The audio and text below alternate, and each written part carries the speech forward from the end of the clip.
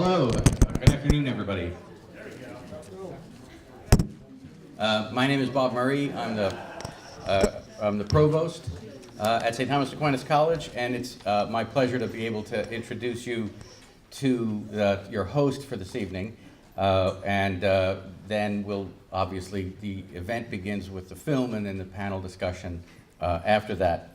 It's such a pleasure to be able to have this association with Hudson Link and with Sean and Sam and the team.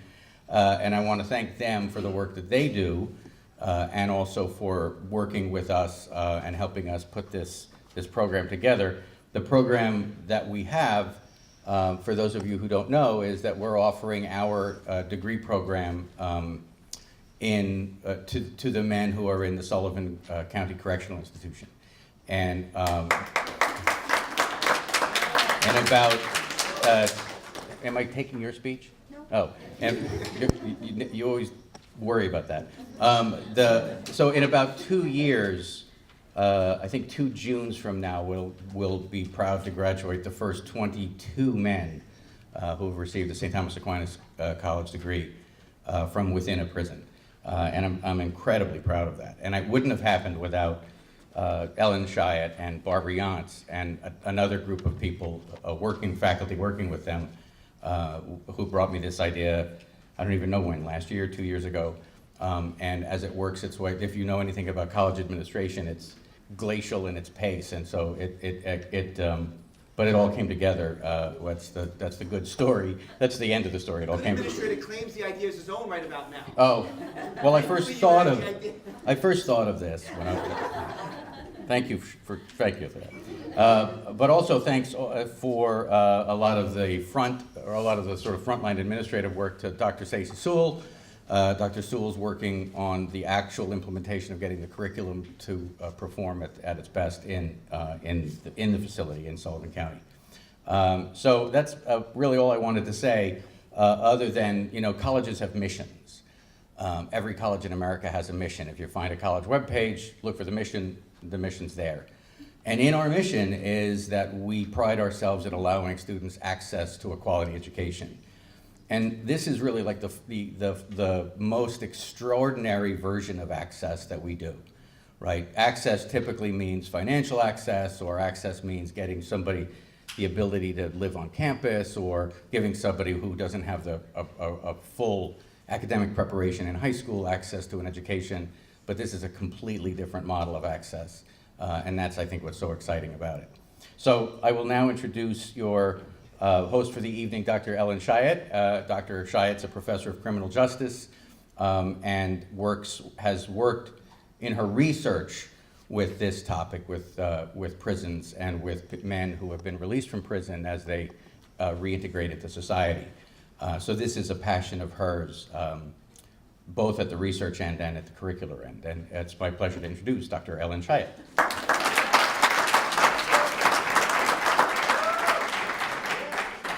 Thank you, Dr. Murray, and I will thank you for moving this along very quickly. It's amazing.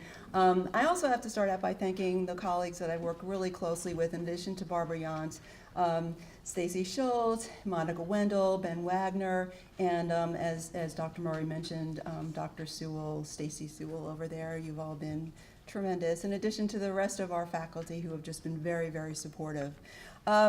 This is a collaborative effort among people who are very dedicated to social justice. And those of you who know me, and I see a lot of students out there, you know how passionate I am about social justice, especially when it comes to our penal policies. I won't keep you here for the next year because that's about how long I can talk about it. But you know that the United States has 5% of the world's population, 25% of the world's penal population, or prisoners. And that's a statistic that we really can't accept. I don't like to reduce people to numbers, but I think the numbers are really compelling. So it's $60,000 a year in New York State to incarcerate one person in prison for 1 year. It is $5,000 a year to give someone a college education in prison. It's a 3-year recidivism rate, that's a return to prison rate, in New York State of 42%. So 2 in 5 people who are released from prison end up back in prison in 3 years. By the way, that's not bad compared to the rest of the country. If you go through the Hudson Link program, the 3-year recidivism rate is 4%. So the question is, what are we buying with incarceration is more incarceration. What are we buying when we educate? We are buying people who feel empowered, men and women who feel empowered, who are credentialed, who are treated with humanity as the human beings that they are, not treated as an inmate. Men and women who can get beyond other people thinking of them as the worst thing that they've ever done, and instead start thinking about them in terms of what kind of positive contribution can you make to society. A very big, to me, a very big benefit. There's been a lot of research on college education in prison. I'm not going to go there because then again we'll be here for the next year. But during the 1990s, there was a big law and order push, and what happened is federal governments, state governments, they just took away all kinds of funding for college education. They took away grants, they took away loans, they took away any kind of assistance that people could get to get their college education. So programs dried up. And this is where Hudson Link and other programs like Hudson Link have come in. I'll let Sean tell you more about this program. Individual colleges have prison education programs. NYU, it's on our campus, they have a program. I know Bard has a program. But Hudson Link is run entirely by people who have been there, men and women who have been incarcerated and educated and bring it forward. So we're very honored to join schools like Mercy College, Nyack College, Siena College, and others who offer 4-year college degrees to prisoners. And we're going to be awarding, as Dr. Murray said, a bachelor's in social science to men incarcerated in Sullivan Correctional Facility, and I can't tell you how excited we are about this. So I'd like to turn this over to Sean. We're thrilled about our new collaboration with all of you. Thank you.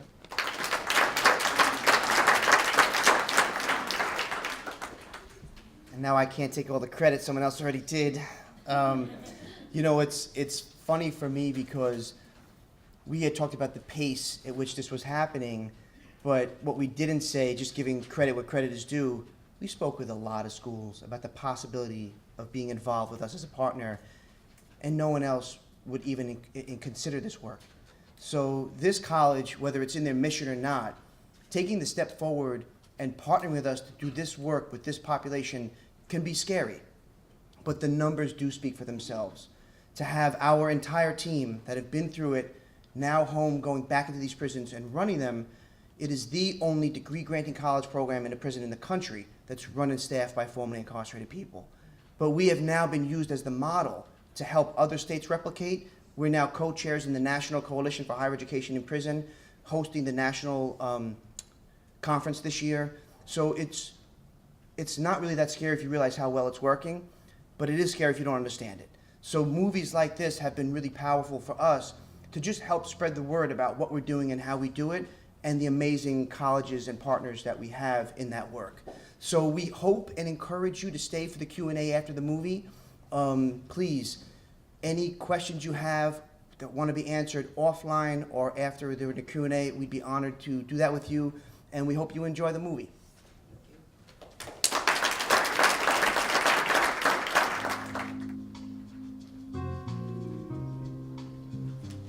The land of the free leads the world in incarcerating its own citizens. America has 5% of the world's population, but 25% of the world's prisoners. Our prisons do a poor job of preparing inmates for productive lives on the outside. Over 3/4 of released inmates are rearrested within 5 years, and over half return to prison. The expression being sent up the river was coined by convicts who were sent up the Hudson River to do their time here at Sing Sing in Ossining, New York.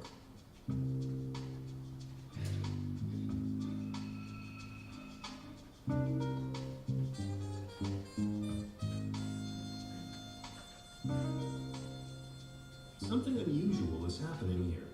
I wanted to understand Sing Sing's secret to preventing prisoners from being sent up the river again after their release. So I arranged a visit with Sean Pica, who spent many years here. He's a minority in this maximum security prison, where 9 out of 10 inmates are Black or Hispanic. When I was 16, lived in a good neighborhood, good family, was in school, had never been in trouble before, And one of my classmates in school told me that her father was doing things that he shouldn't be doing to her, and we planned his death. And in the back of my mind, I knew what I was doing was wrong. I knew that I was in way over my head, but I justified it by saying, well, I'm doing the wrong thing for the right reason. And, you know, the next thing you know, I'm sitting in county jail and I killed somebody.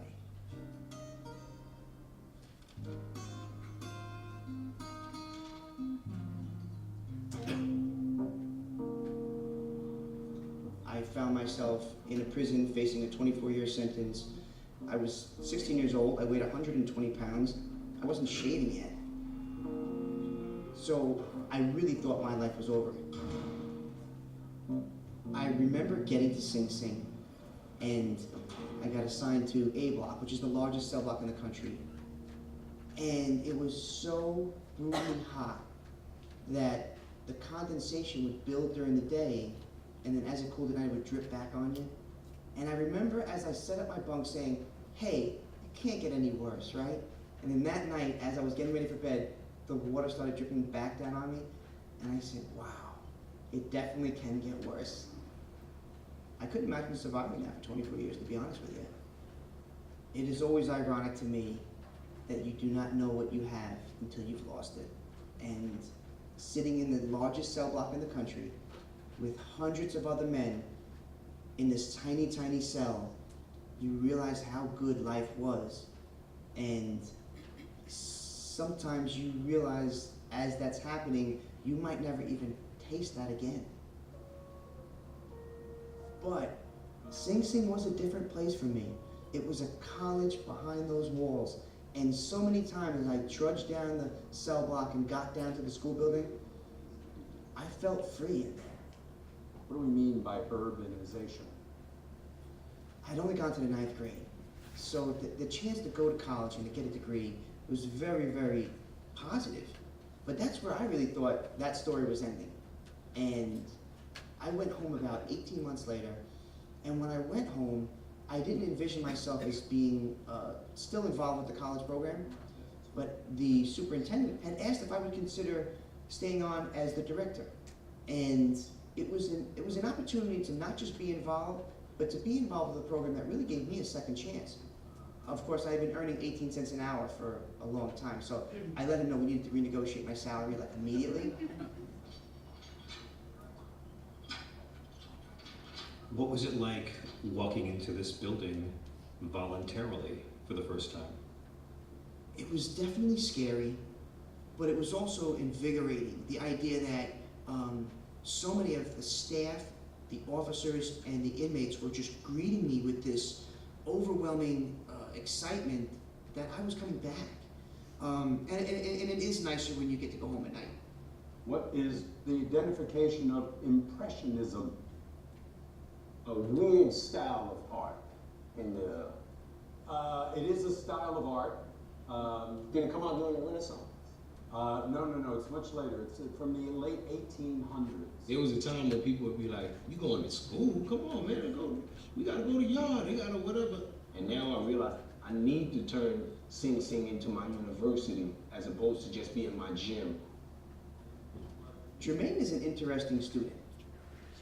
This is a guy that is a really tough guy. He had a really big reputation, which is tough to walk away from, especially in this place. He stopped getting into trouble and started carrying a textbook. And not only was that amazing to witness, but it gave younger guys a kind of different role model and made it okay to go to school. It made it okay to walk down the hall with a textbook instead of a weapon. I was a nerd, literally I was a nerd up until 6th grade, 7th, 8th, maybe all the way. When I got to 9th grade, I started seeing the guys on the corner, and I realized they had what I want. I gotta do the things they get to get what they got. All the girls I like them. So I need to be like them. Jermaine, when you were growing up and you first heard this term, the American dream, what did that phrase mean to you? The American dream meant to me money, jewelry, girls, fast cars. Some people got it through robbery. Some people got it, I got it through selling drugs. I can take this white rock that I just spent $100 on, chop it up, and make back $500. And if I keep doing that, I'm making 400% profit. This little white rock right here is this is my American dream. Tell us about the crime that led you to be here. The crime that landed me here is for a man that I grew up with. And we had a disagreement. He was a gunslinger, I was a gunslinger, and he got shot in the head. Got arrested, convicted of murder in the second degree, sentenced to 22 years to life. One day I sat down with my son, I just broke down because I realized that my mother could pass away while I'm in prison. My mother could die while I'm in here. And all the love she showed me, that's all she ever did, was show me love my whole life, and this is what I'm doing. When do you hope to walk out the doors? I hope to walk out the doors at the latest in 2020. Did the fact that you didn't pull a trigger make it harder for you to take responsibility? Yes, it took some time for me to realize I'm a murderer. Every time I put crack into a pregnant lady's hands, I murdered someone. Every time I took one of those young black Latinos or white guys who wanted to be like me and put a gun in their hand and put weed in their book bag and put crack in their hand, I murdered the community. I murdered dreams. I murdered my mother's dreams. My mother wanted to see her son grow up to be somebody, to graduate from college. Jermaine, you're gonna talk about the Louvre? I'm gonna take a stab, man. It's a museum. All right. And because it's Louvre, I'm gonna guess that it's French. Is it in France? It is right in the center of Paris. It's the old royal palace. When I heard the Louvre in class, I felt good because I know it's a French word, so I know what it is. But it's a museum that I want to see. One of these days, I'm going to be sitting in the Louvre, which is the museum of all museums, and I'm going to be talking to someone in French, and they're going to be surprised when I tell them I learned French in a maximum security prison in America. I believe the students that go through this program, because of what they've done and the sentences they're serving, truly define themselves by the sentence they received. And by going to school and actually receiving a degree, it changes their own definition of themselves. I have to redefine Jermaine Archer. I cannot be known for one bad event that shaped my life. I cannot be known for the worst decision that was ever made or the worst day of my life. I can't, because that's not who my mother raised me to be. That's not who I should have been. That's not what God put me on this earth to be. And I realize now that that's not the end. That wasn't the end. This is not the end. This is not even the beginning of the end for me. This is maybe the end of the beginning, like Winston Churchill said.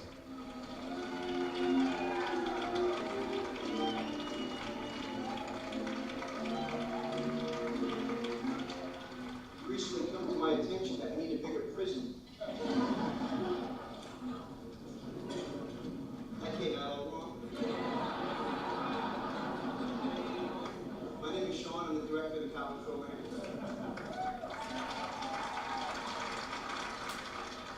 As a graduate myself, as an alumni of this college program,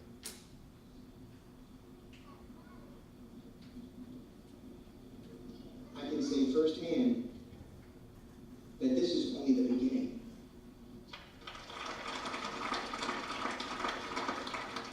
The United States of America is the largest prison population in the world. The large majority of that prison population are men and women of color. That will change, but it will change more swiftly for those of us who take responsibility. When you leave, it isn't just make your life a better place for opportunity to earn money and to upscale yourself economically. There's a deeper human commitment. In that context, I wish each and every one of you good fortune.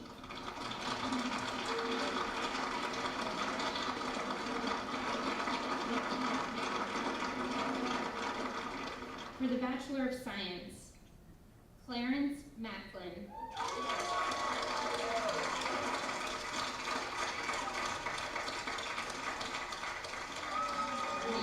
Archer.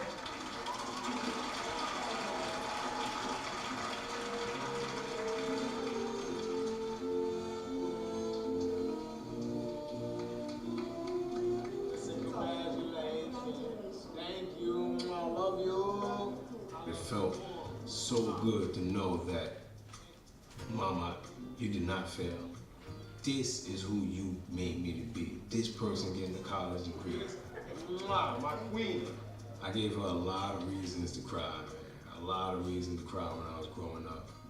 And those were the first tears of joy that I gave her in my whole life. And it felt so good, man. I'm getting emotional right now just thinking about it. It felt so good. And here's my wife, right on time, right as it for you. It means the world. And started from the bottom, now we here. That's what it is. And you. So I'm really blessed. I mean, to think, I left junior high school knowing how to make drugs, how to cook drugs, and I left high school with a criminal record, and I'm leaving Sing Sing with a college degree. It's profound. It's like it's not supposed to make sense. It doesn't make sense. How do you leave? How do you come to prison and learn to appreciate Shakespeare and classical music?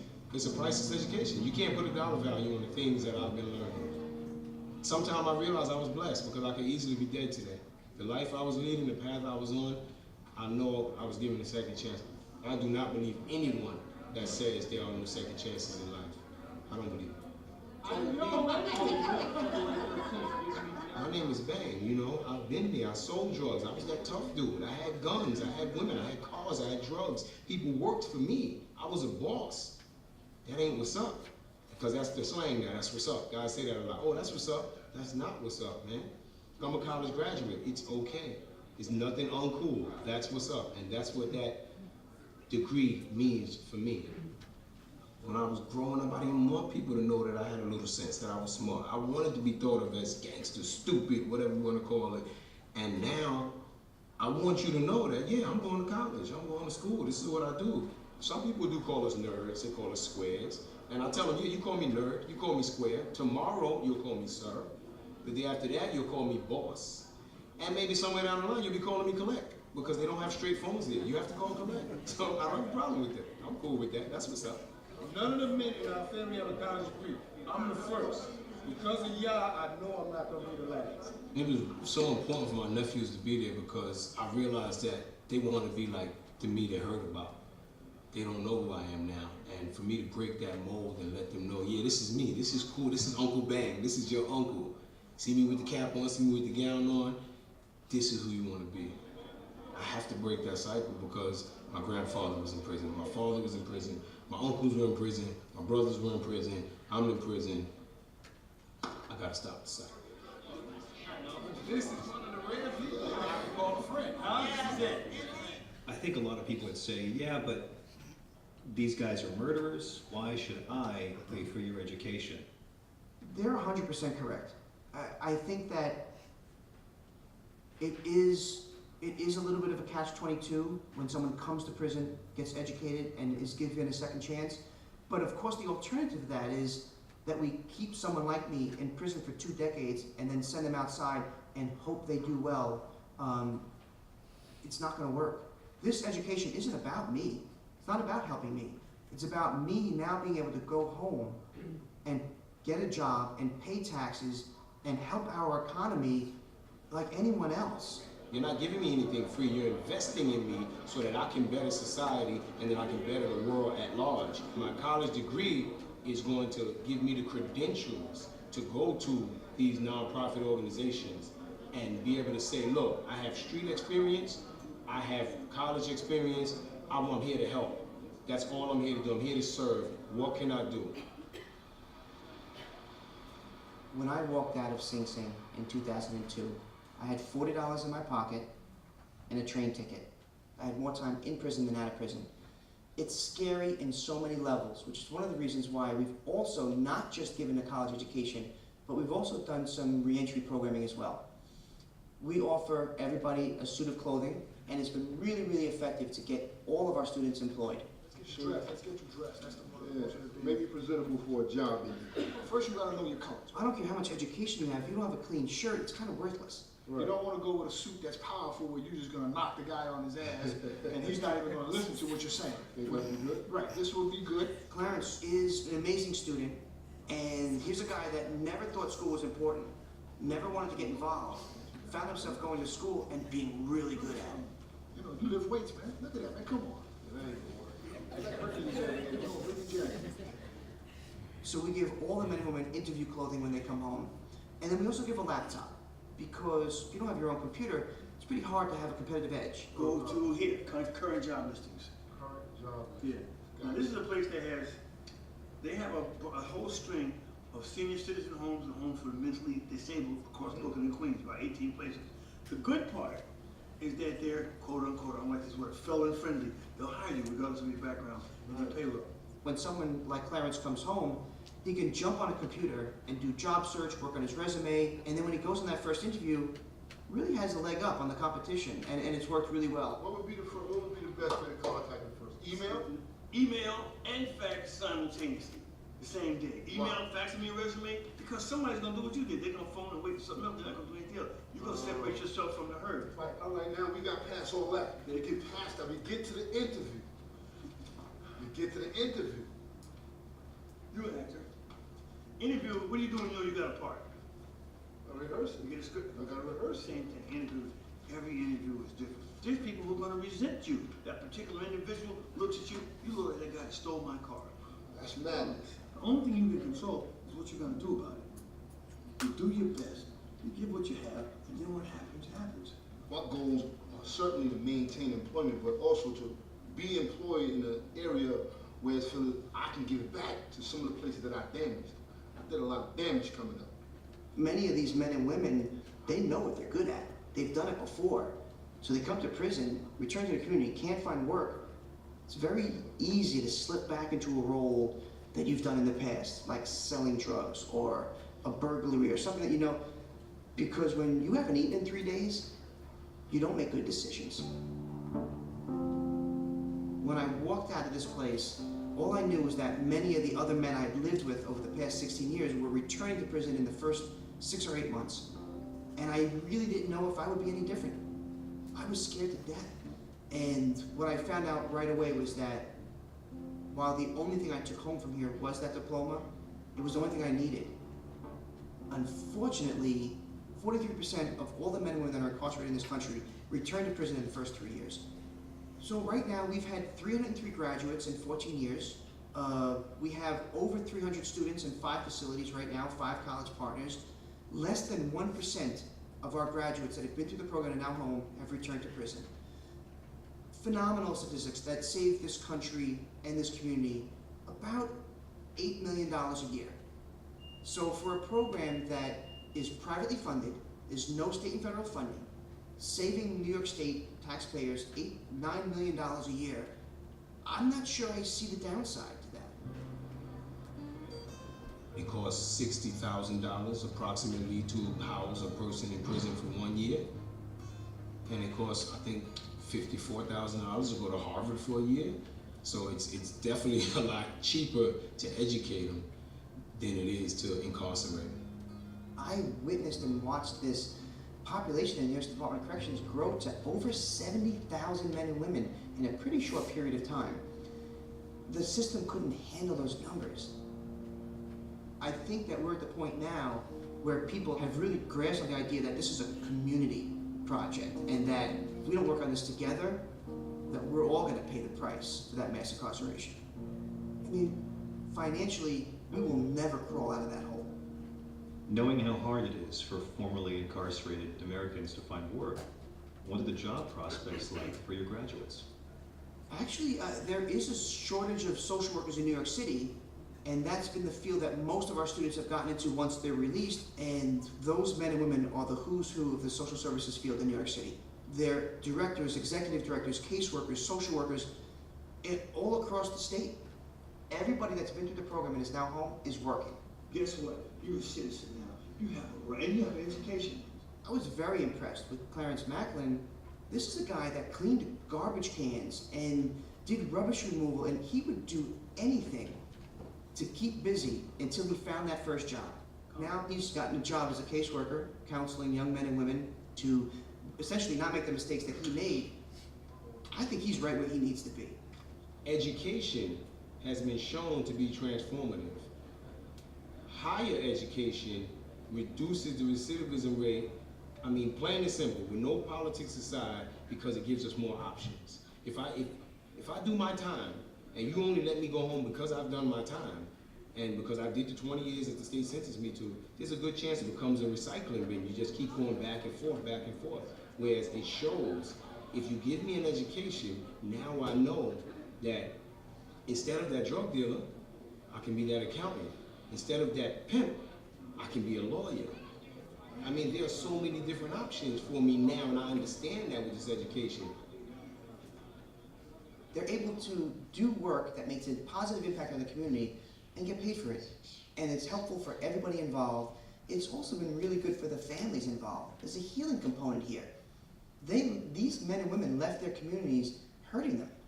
Now they're returning as role models in a helping role. And it's been really, really good for everybody.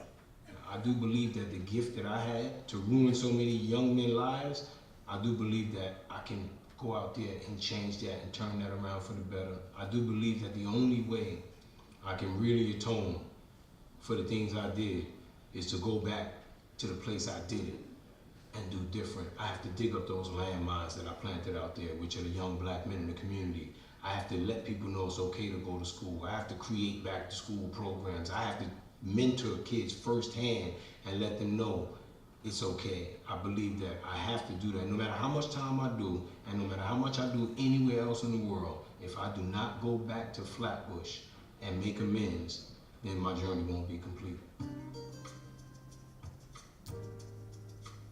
Nationwide, every dollar we spend on prison education programs saves $5 on reincarceration costs.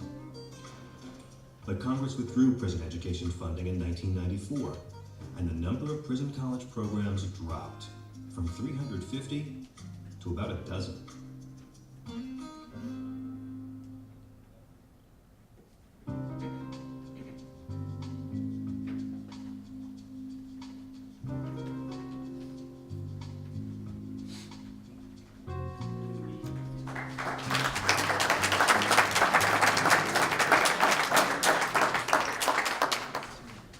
So will the panelists like to take their places in the front, and I'm going to turn it over to people who can talk about this a lot more intelligently than I can. Sean, are you going to do the introductions, or would you Yeah, we'll just go right down the line. Okay, great.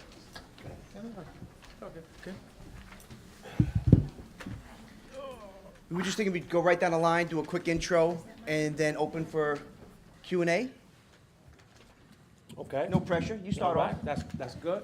My name is Tariq Green. I am the co-founder and deputy executive director of a nonprofit agency called MAID Transitional Services. MAID is an acronym. It stands for Making a Difference Every Day.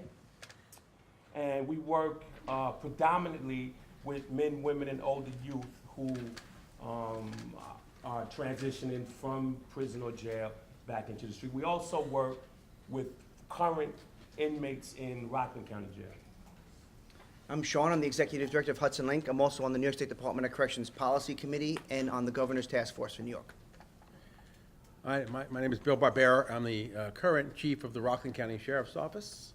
I'm also an adjunct professor at Dominican College and St. Thomas Aquinas College. Shameless plug, I have a class coming up, criminal investigation this spring. Please take my class. I need the money. No, I am a past graduate of St. Thomas Aquinas. I graduated, I don't know what year that was. Lincoln was president when I was here. I mean, who the hell is Lincoln? But no.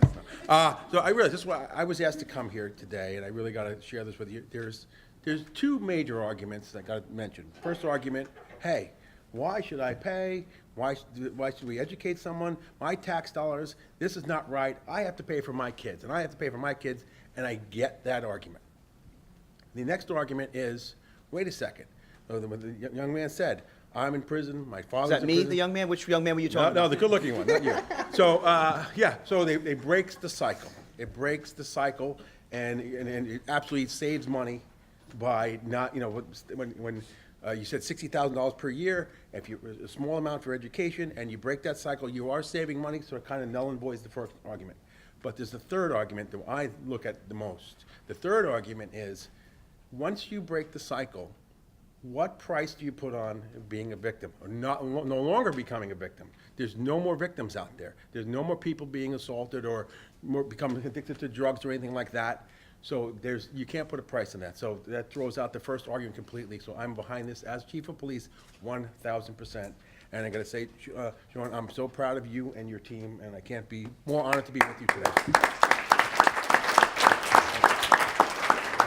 I'm Samuel Roy, I'm the program director for Hudson Link, and in answer to that question, I would have to say, I'll tell you a little later. But I'm not just the program director, I'm also an alumni of the program. I'm one of the first to have been released without completing my degree requirements. And I've completed all my degrees, well, on the outside, including my doctorate in 2015. And the first student to get a doctorate degree. And, you know, now I'm in charge of running the program, so it's an honor. So we wanted to open up for questions. If anyone had any questions about the movie, about the program, about us and what we do. Do inmates or can inmates make a choice of what college they want to go to? Are there like Mercy, Stack, are they all available at Sing Sing, or is it only Mercy that's at Sing Sing, or only Stack that's at Sing Sing? We're in 6 different correctional facilities. We're in Shawangang, Sullivan, Taconic, Green, Sing Sing, and Fishkill. And we have associate's program in each of the 6 facilities, and we have 3 bachelor's program. One is in Sing Sing, one in Fishkill, and one in Sullivan, which is with our partners here from St. Thomas Aquinas. So, but the student can't really pick. It's kind of luck of the draw. There are 52 prisons in New York, I think. So generally what happens is if you get arrested and go through the court system and end up in downstate, you will be assessed and go to the prison that best fits your needs. So it's kind of luck of the draw where you land. Hopefully you land in a place that you can go to school. Okay, cool. How many prisons in New York City? You said 52. 50. How many have college programs? I think 17.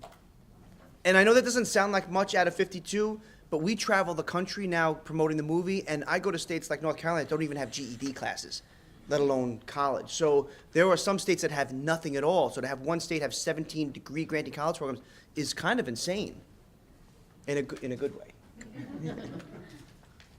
Yes. Is there still a big barrier, even though that inmates have their degrees, trying to find a job? It's still hard, even with a degree. 85% of our graduates who are released end up with a job in the first 6 months of their release. So statistics are actually growing and increasing. And I work with a lot of them who come home who don't have degrees, although I do work with a lot of the prisoners who come, or formerly incarcerated people who do have degrees, and it's much harder, of course, to get jobs if you don't have degrees, you know, versus if you do. Just like if you were never incarcerated, it's much harder to get a job without a degree than it is if you do.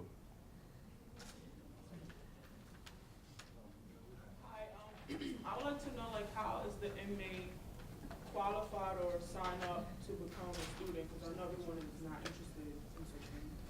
Our waiting list is 2 years long. There are so many folks interested in doing this you wouldn't believe. But they have to fit the same qualifications if they're on the traditional campus. So the same things that you guys had to get through to get into college level work is the same thing these students are doing. While I was going through the program, because I was in the 9th grade when I got arrested, I always kind of assumed, as teachers told me, wow, you're doing pretty good. That's what professors tell you. They tell you you're doing good. Isn't that their job, you know? But when I got out, I got my bachelor's degree, and when I was released, I got my master's at Hunter College. And when I got called to say I was accepted, I was so scared to actually show up, because none of us wants to look like a dummy in that classroom. And just there was always this voice in the back of my head that I wasn't doing legitimate college work while I was there. And I went to the 2-year full-time college program, and at the end of the 2nd year, I walked through that program like it was nothing. And it's one of the toughest social work programs in the country. And then the student body voted me to be the keynote speaker. This is real. This is legitimate college level work. Yes. If you were to be in prison and had like no college education, like you were starting from scratch basically, how long would it take would it take 4 years to get a bachelor's degree doing the program? I dare I say out loud that the time in prison moves very differently than in the real world, but it takes about 6.5 years to do a 4-year degree. But also on top of that, if you haven't had any college experience, which is the reason why this movie has come out, is these students are the first, most of these students are the first in their family to go to college. So if you go, I don't want to jinx you, if you went to prison and got there, and if none of your family had ever been through it, what do you gauge the opportunity to try it? I mean, being in prison is not rock bottom. Failing in prison is rock bottom. So the fact that you get sentenced to 10 years and get there, and you just do your time, you get through it. Taking a chance to try something different, even though you might fail, is really courageous, especially if no one in your family's been through it, you have nothing to gauge it. But in the end, you go through this 1 year pre-college component, 6 years of this really tough college level work, and then there's no correlation between finishing the work and going home. So for that last 2 years, you help run it. And what's come out of that is not just the academic piece, but it's organically gone into those of us that have been through it wanting to give back in a way that was never even part of our game plan. So my question is, what if anyone here wanted to give back, a college student, which I am too, wanted to give back now? They don't want to wait till they're in a place to make policy change or whatever. Right now, a student is inspired and wants to give back. What can they do? Well, I think it's tricky because I know I'm back in school myself, I know that everyone that's a student here is broke. So I'm not going to say we need money, but there are a ton of stuff like policy changes, like going on the website. This is our movie. We'd like to set up screenings anywhere anyone's interested, any college, any high school. Reach out to us, talk about setting up a screening. Stuff like that helps get the word out, spread the word. It's not just about how much you can financially give, because we don't get state and federal funding. Paying for this stuff is our main objective. But I know that there are other ways to participate in growing this that's not just financially. Yeah, let me just say, a lot of agencies who work with this population, who are not big agencies, startup agencies, are always looking for interns, looking for students, mostly college students who have open minds to come in and help with certain things. Even if you can, filing and answering phones, whatever it is, yeah, whatever it is that you can contribute in terms of your time, is also very much welcome. Kind of a two-part question, but are there the same amount of majors offered as there would be here, and are there academic advisors? No. So but that's a really good question for two reasons, but the academic advisor. Well, all right, first of all, we stick to the social sciences because most of our guys that come out and get jobs, they end up basically in the social service field, social work, case management, all those type of jobs. So we kind of focus our degrees on what's relevant, and if that's the in the marketplace, that's what's available to them. So then we focus our degrees on that. Way in the back, the guy in the green. The green? Lady in the green. Yeah. Lady in the green. So how often, like during the week, do inmates spend in class, and does it take over with other responsibilities that they may have had? Well, it's similar to the campus out here. We do a semester, but we have 2 terms per semester. We have a B term and a C term. Each runs for 8 weeks, twice a week. So it's basically similar to the college campus curriculum. So. And your day in prison is broken up into 3 modules, an AM module, a PM module, and an evening module. Every single inmate is required to work 2 of those modules, whether you want to go to school or not. So you have a free module, you could go to movie night or shower night or whatever. Instead, you give those things up and go to college. So this is a huge sacrifice. And also, every one of the students is required to give $10 per semester, which doesn't sound like much over 3 months, but when you make 18 cents an hour, it is a huge sacrifice to pay $10 for each semester. And I will say, as the director for 9 years, I have never heard any of the men and women complain about that $10. Way in the back. You guys wait till like the end of the people's sentencing for them to take this? And if not, they take, say they have a 25-year sentence, they take it in year 7 in the program? What happens after that? It's a really good question. When we first started this, the other programs around the country that were doing work like this were only taking students that had 1 year left. Get started and finish on the outside. We did the complete opposite. And in discussions with the current commissioner and the superintendent at Sing Sing, we were brainstorming about how to create a college program in a maximum security prison. So we already kind of thought like this is impossible what we're creating here. The very first question that the superintendent at Sing Sing said is, if we did figure this out, who would sit in, and it's the same why it's so important for the chief to be here in this conversation, because we can bitch and moan all we want about how corrections and local law enforcement doesn't work with us, but we don't invite them to the table either. So to have corrections at the table as we created this program meant that from the very beginning they had input and were a partner in the conversation.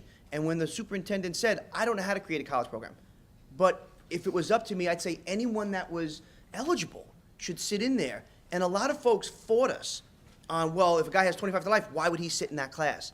Thank God we didn't listen to the naysayers, and thank God we listened to the superintendent, because the fact is, those men that went through that first graduating class, which some might say was the best graduating class, I don't know why they say that,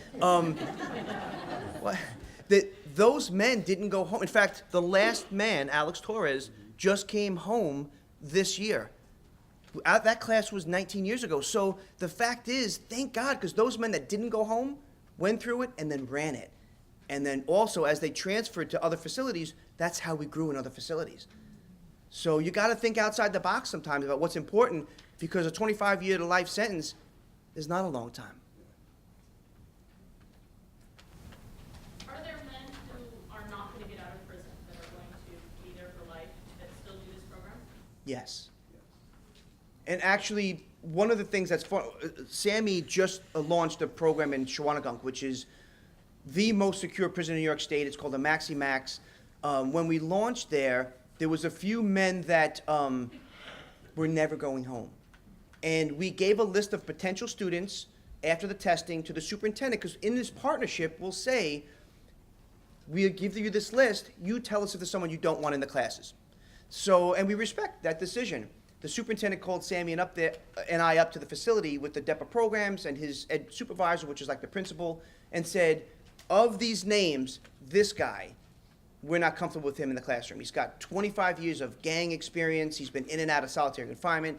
Look at his history. Yeah, he's eligible technically because he hasn't had a disciplinary infraction, which is one of our requirements over the past year, but look at his history. And Sammy said, whatever you want, we'll respect that. But just let me give you a piece of advice. You get this one guy to be interested in college, every one of those young gangbangers that's giving you trouble is going to put down that weapon and stop selling those drugs and follow this old-timer right to the school building. Does Sing Sing offer a GED program? Because I know not many New York State jail prisons offer. The educational requirements is only a GED. So every New York State prison is only required to do a GED, and once you fulfill that requirement, you could have 25 to life, do your GED, and there's nothing else.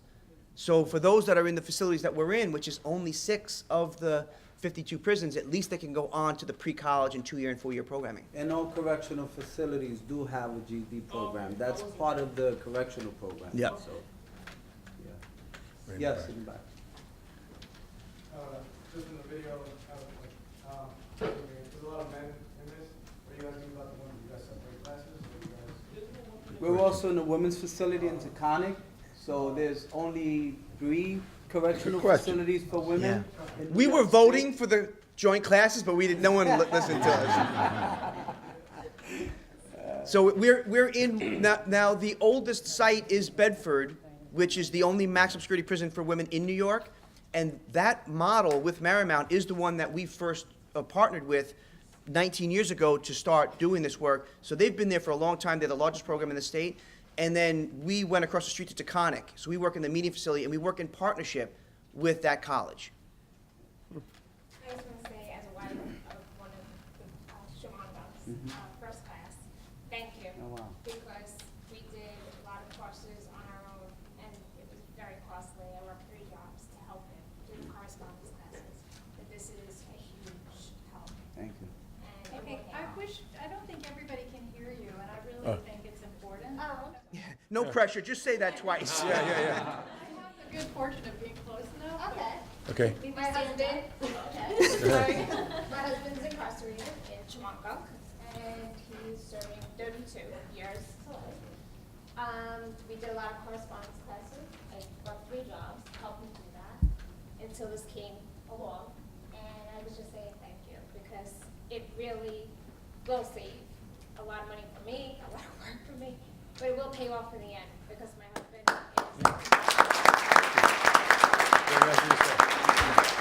And I will also say, when Sammy and I met him, because he had this prior college experience, the first thing he said when there were 100 men trying to test to get into this 25 spots, he said to us, I don't want to take a seat of someone else since I'm already doing something on my own. It was, powerful to hear someone talk about giving up that seat. So what's your guys' main source of funding? Well, in answer to this question, Hudson Link is a nonprofit organization. We do not receive government funding, although 2 of our 8 or 9 now college partners are recipient of the Second Chance Pilot Pell Program. That money doesn't come to us. Sean continues to do the work. And this program was born out of Sing Sing Correctional Facility shortly in 1994 after the elimination of Pell. And a group of men got together when the colleges pulled out because there was no funding for college education for prisoners. And they formed this nonprofit organization. And I have to say that in the last 19 years since the inception of the program, only 9 of our guys have gone back. So just do the math. Just to follow up on that, with the differences in the recidivism rates from this program, do you guys if you plan on expanding, do you plan on trying to get state or federal funding? Well, we're not an institution. Only the colleges get that federal funding. It's a good question, though. So- Our funding mainly comes from foundations. In New York, we're blessed with a ton of family foundations that have money that they believe education is important, and they fund us in that way. Our job is to find them and also figure out a way for that they would partner with us. We also have a once-a-year sit-down fundraiser in Manhattan, and that fundraiser raises about 1/3 of our budget. But we are also one of the few organizations that those seats are open for free to men that have been through the program now home to come and sit with the folks that have been supporting it for all those years. So it's exciting, but also partnering with local law enforcement, because if we're not on the same, my mom and dad are retired New York City cops. If we don't talk about it in a way that invites everybody to the table, it does not work.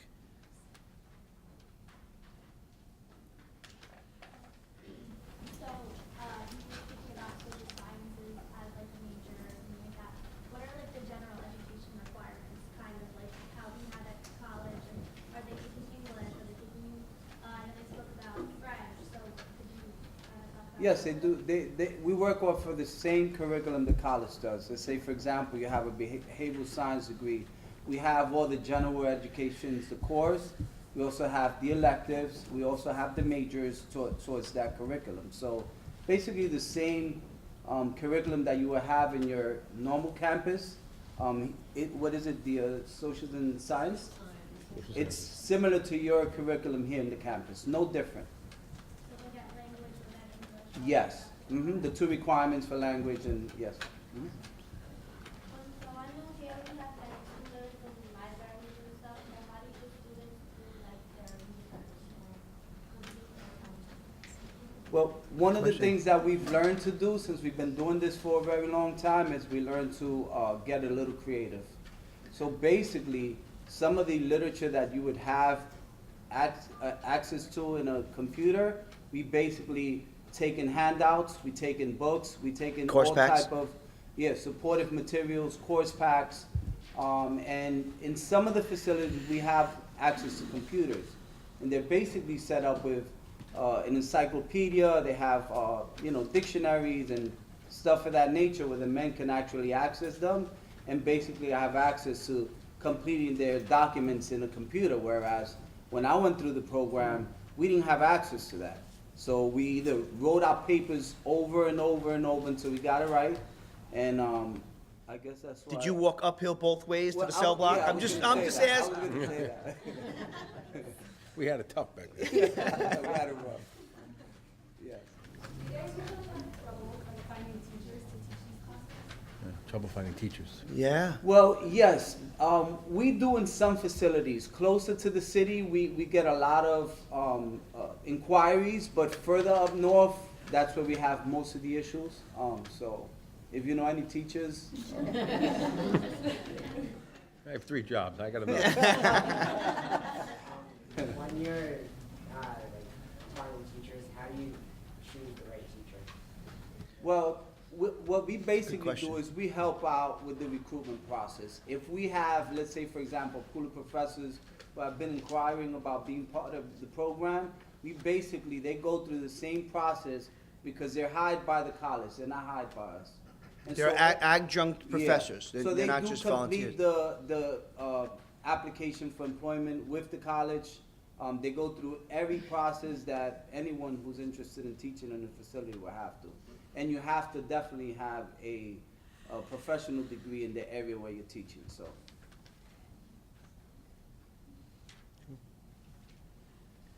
You want to close this out? No pressure, something really profound. Yeah, thanks.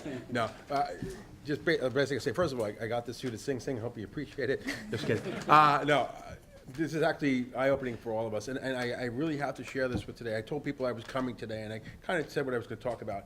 And this is the mentality that's out there, and I swear to God, 2 women said to me today, oh, had I known, I would send my kid to prison to get a free, and I said, and I'm, like my mouth was on the floor, I said, you really can't be serious. No, no, no. And they were truly serious. Something's wrong with the world. So what you're doing is fantastic. And the students that you guys came to hear this today, that really speaks well for this college. I'm a proud alumni of this college, and so really proud that you're all here today. And thank you very, very much for sharing your lives with us. Thank you very much.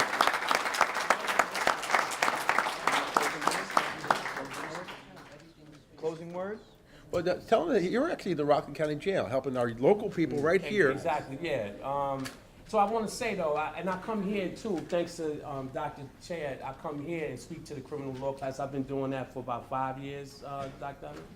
And the students here, just to echo what the chief was saying, the students here have always been amazing. You guys have, you know, for the most part, open minds, and you'll be the future in one sense or another, working with this population.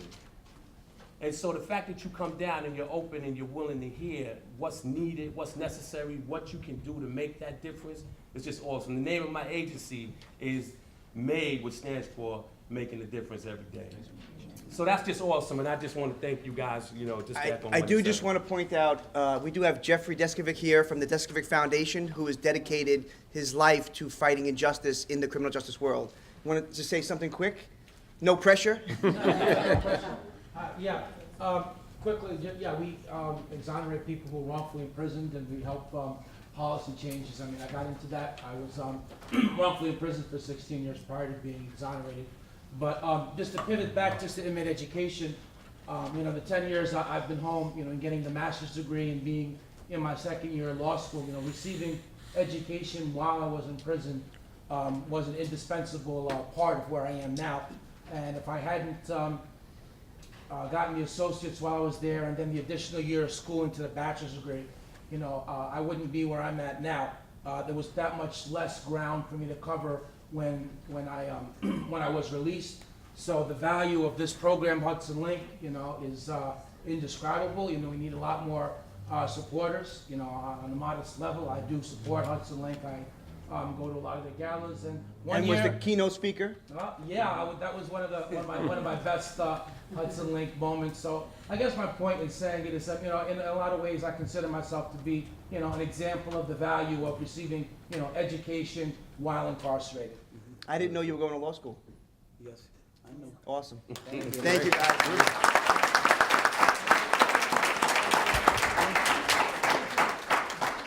All right. Any other questions now that you've had a couple of minutes to digest this? I'm very proud of all of you, I have to say. Yeah, Quality great of questions. We usually get 2 questions. Great job. Yeah. Okay. So I visited Sing Sing last semester, but I wanted to know, when was the actual building put in place, the education building? The original cell block was 1825. That's now out of service. All the rest of the structures were 1910 to 1920. All right, guys, thank you so much. Yeah. Thank you, thank you, thank you.